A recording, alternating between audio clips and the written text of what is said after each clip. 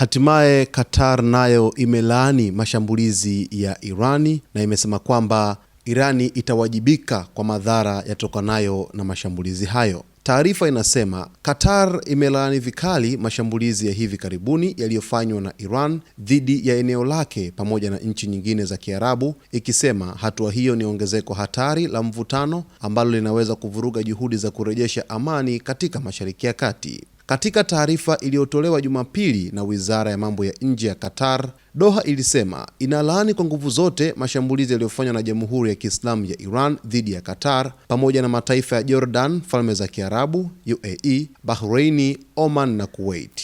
Qatar imesema mashambulizi hayo ni hatua ya hatari ambayo inaweza kuzidisha mzozo wa kikanda na kudhoofisha juhudi za kidiplomasia zinazolenga kupunguza mvutano unaoendelea katika eneo hilo. Serikali ya Qatar pia imesisitiza kuwa Irani inabeba jukumu kamili la kisheria kwa mashambulizi hayo pamoja na athari na madhara yote yatakayotokana nayo. Aidha, Doha imesema inahifadhi haki yake ya kujibu mashambulizi hayo kwa mujibu wa sheria za kimataifa na kwamba itachukua hatua zote muhimu kulinda mamlaka ya nchi, usalama wa taifa na wananchi wake.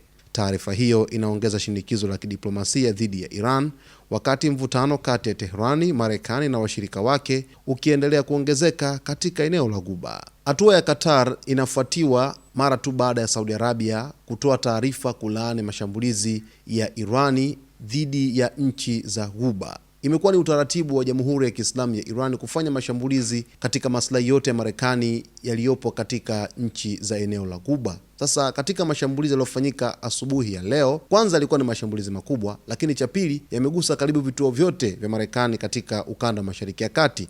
Na Qatar kwa nini imelaani? Kwa sababu Irani ilituma makombora 5 pamoja na drone kadhaa kuelekea katika kambi ya Al Udeid iliyopo pale Doha nchini Qatar, na ni mojawapo ya kambi kubwa ya kijeshi ya Marekani katika ukanda wa Mashariki ya Kati, ikiwa na uwezo wa kubeba takribani wanajeshi 10,000 kwa wakati mmoja. Sasa ni moja kati ya eneo ambalo limekuwa likiandamwa na mashambulizi ya Irani tangu kuanza kwa vita mwezi Februari, na wakati kipindi kile vita vinapiganwa masaa 24 back to back non stop, kulikuwa kuna idadi kubwa sana ya makombora ambayo yalikuwa yakitupwa moja kwa moja kuelekea katika kambi ya Al Udeid iliyopo pale Doha nchini Qatar, kiasi ambacho ilisababisha Marekani kuondoa baadhi ya wanajeshi wake na kubakisha wanajeshi kadhaa, lakini pia kuondoa na vifaa vyake vya kijeshi vilivyokuwa katika kambi hiyo